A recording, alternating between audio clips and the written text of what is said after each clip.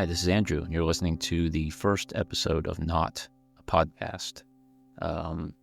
This podcast will feature stories from my Substack newsletter called Knott, a Newsletter.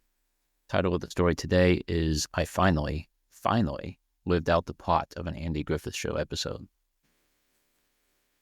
There's this episode of the Andy Griffith Show, or TAGS, T-A-G-S, that lives rent-free in my brain. Well, if I'm being honest, many episodes of TAGS do, but right now one of them is reigning supreme because I just lived it in real life. I'll get back to that in a second. First, a little personal history. My connection with TAGS runs deep. This might come as a surprise because I'm old, but not that old. I was born 13 years after the show's last episode aired, and 16 years after the last black and white episode aired, which is the number that matters because everyone knows the episodes in color after Don Knotts left don't count. However, my family is filled with absolute TAGS freaks. My parents both grew up in North Carolina. Presumably, they gathered with their family and friends around the 16-inch television every Monday evening to watch Andy, Barney, and the gang while strumming a guitar, blowing across a glass jug, and singing folk songs. Decades later, my family watched reruns of the show so often that not only have we seen every episode an outrageous number of times, but we've also memorized quite a few of the scripts. For example, if my siblings and I are discussing what type of gift we should get for my mom, one of us is required to suggest something sensible, like preserve jars, and another is required to counter with, how about a nice bed jacket? Season 3, Episode 12. I would say that if we fail to follow this protocol, the cops show up, but that's not the case. They don't have to come. One of us performs a citizen's arrest. Season 4, Episode 11. If the topic of giraffes ever comes up, you better believe we're going to talk about how selfish they are. Season 3, Episode 30. Going to a zoo with any of us is extremely tedious. And staying in the same episode, I don't even need a human audience to get my references in. Our big puppy Hades loves to crowd the steering wheel anytime he gets in the car, so every time I slide into the driver's seat, pushing him aside, I say, "Move over, I'm driving." I don't think Hades even gets it, but it doesn't matter. I usually have to give myself a moment before starting the car because I'm laughing so hard. Yes, it's clear there are too many classic TAGS episodes to count, but the one that took over my brain most recently was Barney and the Choir, Season 2, Episode 20.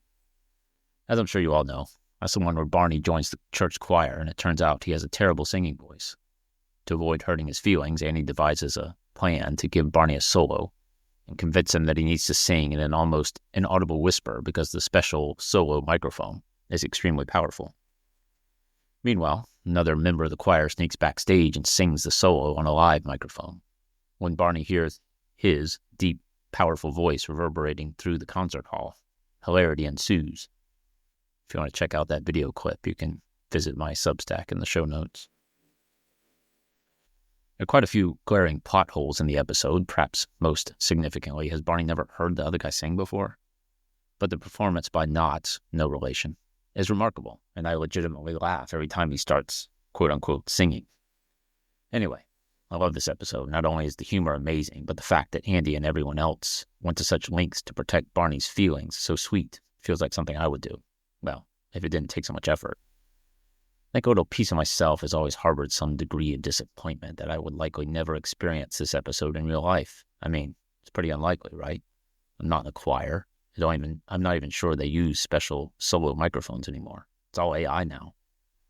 So imagine my surprise and glee when after all these years it happened. It really happened. I didn't even know it until after the fact. Maybe the episode's plot holes actually weren't so glaring, but it happened.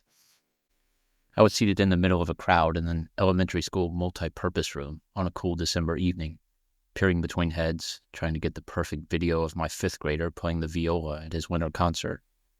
My expectations for the elementary orchestra are always low, primarily because I never hear anything about it. My son attends practice after school once a week for about 45 minutes. When I pick him up and ask how practice was, he always replies good, like he's an engagement farming bot on Medium.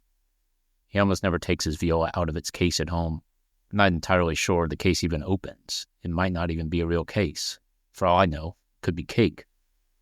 What I'm saying is, when I entered the multi-purpose room on winter concert night, I wasn't expecting it to be like Trans-Siberian Orchestra level or anything. And to be clear, it wasn't. But after about 3 short songs that seemed more like warm-up exercises and sounded, shall we say, squeaky. The orchestra launched into their closing number, the orchestral theme from the Harry Potter movies. 'Tis the season. I whipped my phone out and zoomed in on my son as the music began. His bow movement seemed to be roughly in line with the melody, and the music sounded good, like genuinely decent. I was perplexed. How could this be? I kept the video running, but looked up from my screen to scan the rest of the orchestra. It sounded like someone was soloing, and they were mic'd up. I couldn't determine where the quality sound was coming from.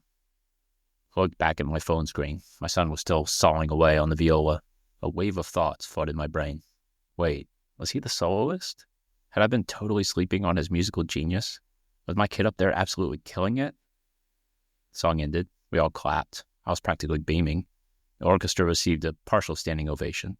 The director acknowledged everyone, asked for a second round of applause. She didn't give my son a special shout-out for the solo, but that was okay. It's better to be humble. It was still an incredible moment for me and my family. Later, after the chairs were stacked against the multi-purpose room walls and the headiness of the evening began to wane, we made the 2-minute drive home. I asked my son all slyly, like I had no idea. So, who was that soloing during the last song? Oh, he said, that was Sophia's sister. She's older, doesn't go to our school, but she was backstage on an electric violin. What? I replied, a little crestfallen, but also instantly elated for an entirely new reason. So, did you guys use a solo microphone?